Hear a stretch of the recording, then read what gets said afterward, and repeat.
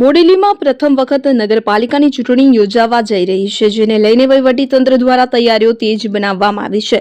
મતદારોને EVM machine દ્વારા મતદાન કરવાની પદ્ધતિ સમજાવવા માટે ડેમો કાર્યક્રમો યોજાઈ રહ્યા છે। છોટાઉદેપુર જિલ્લાના બોડેલીને 5 ગ્રામ પંચાયતોના એકત્રીકરણ બાદ નગરપાલિકાનો દરજ્જો મળ્યો છે અને હવે અહીં પ્રથમ વખત ચૂંટણી યોજાઈ રહી છે। ઉમેદવારી પ્રક્રિયા પૂર્ણ થઈ ચૂકી છે અને મતદાન માટે તૈયારીઓ અંતિમ તબક્કામાં છે।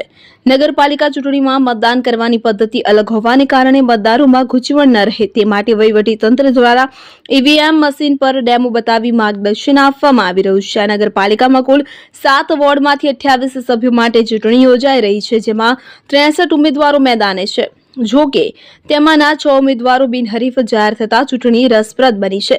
આવતી 26 એપ્રિલે મતદાન યોજાનાર છે તે પહેલા બોડેલીના વિવિધ વિસ્તારોમાં ઈવીએમ ડેમો કાર્યક્રમો યોજાઈ રહ્યા છે, જેમાં મતદારોને મશીનનો ઉપયોગ અને મતદાન કરવાની પ્રક્રિયા અંગે પ્રાયોગિક સમજ આપવામાં આવી રહી છે।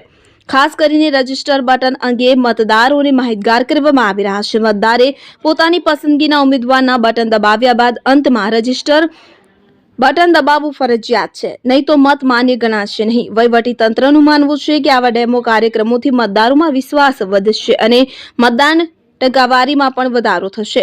પ્રથમ વખત નગરપાલિકા ચૂંટણી છે એટલે મતદારોને ઈવીએમ અંગે માહિતી આપવા માટે ડેમો કરવામાં આવી રહ્યો છે। નગરપાલિકા સામાન્ય ચૂંટણી 2026માં જ્યારે મતદાન થવા જઈ રહ્યું છે એ વખતે મતદારોને મતદાન કેવી રીતે કરવું એની જાગૃતિ માટે તાલુકા એસડીએમ કચેરી તરફથી આજે મતદાન જાગૃતિ ઝુંબેશ ચાલુ કરવામાં આવી છે। મતદાન જાગૃતિ ઝુંબેશ અંતર્ગત આજે અમારી ટીમ દ્વારા અલીપુરાની અલગ અલગ સોસાયટીઓમાં અલગ અલગ વિસ્તારોમાં ફરી અને મતદારોને મતદાન કેવી રીતે કરવાનું છે એ બાબતની ખાસ મશીન દ્વારા સમજ આપવામાં આવી રહી છે। લોકોનો પ્રતિસાદ પણ સારો મળી રહ્યો છે। લોકોને જે પહેલી વખત વોટ કરવાના છે એ લોકો ખાસ વિશેષ જાગૃતિ લઈ અને આ ઈવીએમ કેવી રીતે વોટિંગ કરવાનું છે એ શીખી રહ્યા છે। Thank you. શું નામ તમારું હોદ્દો? એમલ ભાવસાર, માસ્ટર ટ્રેનર, બોડેલી।